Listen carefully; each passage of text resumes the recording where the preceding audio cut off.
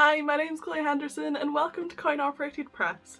This video is the next in our series of zine vlogs, and today we're going to be talking about the climate action zine, which is our most recent zine. Last year in April we did the Earth zine, so this April we decided to do a follow-on for that, and it's the climate action zine. Perhaps a little bit more bleak than the Earth zine, which I think had a more natural world focus, like ecology, that kind of thing. Whereas, as you can see from the cover, this one focuses more on the climate crisis, so the themes inside are a bit more, yeah, bleak I think is probably the right word, but there's still some beautiful natural imagery in there as well. So we're going to tell you all about how we made this today and why we decided to do this theme. We print all of our zines on recycled paper through Mixum, who are an independent company based in the UK. And this zine features 32 artists all talking about their feelings about climate change and the environment. And there's poetry, writing, really amazing artwork, photography. We're really proud of this zine, and I really like the artwork that Chloe has done for the cover. So Chloe created a really nice cover for this zine. The earth on fire. It's really intricate, but Chloe has a really unique style that she illustrates all of our covers with. This cover design is available as a postcard as well as a pin badge and I believe stickers. All of our merch is printed as sustainably as possible, and we always use recycled and recyclable biodegradable materials. You can find this and the badges and everything else up on the Coinop shop. We'll leave the links below. So first off, let's talk about the design of this zine. So for the front cover you can see our burning earth. That imagery might be a little bit played out, but I think it's really impactful even now, and we wanted that to be the cover of our zine for this time. So I illustrated this cover to make it pretty. I added my little illustrative details, but it's still supposed to be quite an impactful image. And we used the same blue and green gradient on the front and the back that we used on the Earth zine to tie them in together. And in the bio pages and the sort of introduction pages, I used the green recycling symbols just to really hammer it home that this is an eco-friendly zine and we're trying to discuss the climate crisis in a fruitful way. And in the zine itself, for the pages, you can see with a quick flick through, I used lots of really natural colours for the backgrounds for people's work. Lots of greens and blues, just to really sort of make this zine tie together in a way that would reflect the theme. I thought it was really important to use those colours to tie people's work together. And because as well a lot of the work already featured those colours, it made even more sense. So this is a very on-brand, colourful zine in that way.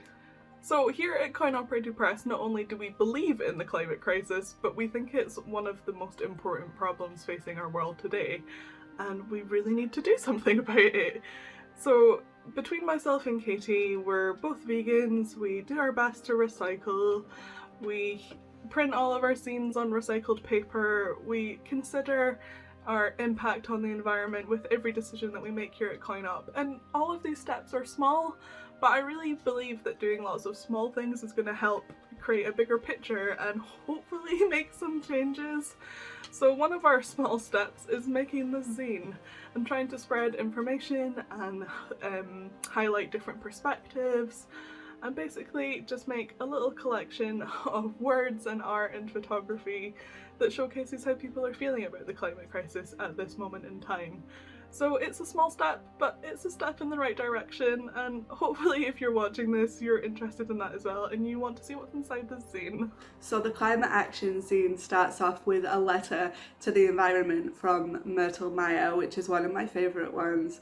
They've got a couple of pieces in this zine, so we've got our letter and then a piece of artwork by Casio in the very first page. First off is this piece by No Shame Sideshow. They did a little fact file about great white sharks, and I just really love the illustration. I just think it's beautiful. They also did one about sea turtles. Yes. sketches at the back. And I really love this one as well. They're some of my favourite illustrations in this zine. Speaking of illustrations, this comic on the back is hilarious by Tim Fraser. I just think it's so funny. I'll give you a little moment to read it. Oh, glare. We used this to end off the zine because I just thought it was hilarious and just sort of summed up what this zine was about. So there was this really beautiful collage that was submitted by Bernarda Nabera-Connie. This is the piece by Bernarda. I really think this is so beautiful. As soon as we opened this on our submission meeting, we were like, ah, it's beautiful. We were blown away by that one. Another one that I really loved and what's really unusual for a zine submission, something we don't get very often, are these pieces from Kathleen Crilly. I really loved these. I thought they were stunning. So they're hand-dyed silk and they are evocative of things seen under the microscope. I really love as well because they're on round embroidery hoops that they look a little bit like planets, so you get that macro and micro scale at the same time, and I just think they're really beautiful and really unusual for a zine as well. We had a lot of cut and paste traditional zine art submissions to this climate action zine, which I thought was really cool, and it's a nice way to kind of incorporate the environmentally friendly aspect of this zine by recycling and reusing old art to make new art. I really liked this mountaintop removal artwork by Kimberly Hancock. It's illustration and then cut and paste techniques as well.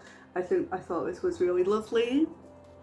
And there's a couple of pieces by R.T. Carden in here that are cut and paste. Dystopian futures should have stayed a book genre. This piece is really cool. I apologise for any scratching noises you might hear in the background. We've just got new rat babies and they're currently in my office while they quarantine from our guys upstairs. And one of them's awake at the moment and is scrabbling about in the substrate, which is what the scratchy noises are that you can probably hear in the background. I'll give you a little peek at them in a moment. But the next piece that I really wanted to share with you is this poem by A.J. Thorpe.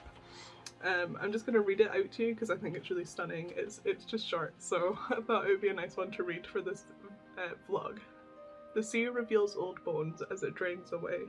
Ruined civilization, Gaia showing her teeth, petrified, sharpened into jagged points. As the waters wane, 4,000-year-old ghosts come to land again, remembering an island where forests stretch forever, finding instead a shorn creature, unfamiliar. The king of the forest returns, watches his reflection, so small, still proud, jumping through the remnants of the heartwoods. The folk in their towers, unaware of the tides below, ebbing, he walks back into the ocean and fades away.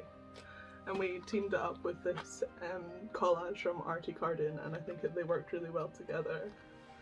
I just thought that poem was really beautiful and again evocative of what we were trying to do with the whole zine itself. Oh, this is beautiful. Lynn Clouden wrote a cut and paste poem, and then we have some cool collage. I really loved this artwork. I think that I could go on forever about all of my faves in here. Chloe submitted a little pangolin artwork. And one last piece that I wanted to share with you is this watercolour illustration from Margot. It's all about eco-feminism, and I just thought that was another really unique perspective and something we definitely wanted to include in this scene, and the illustration is stunning. It's nice to see how differently people interpret the call out that we put out on our social media.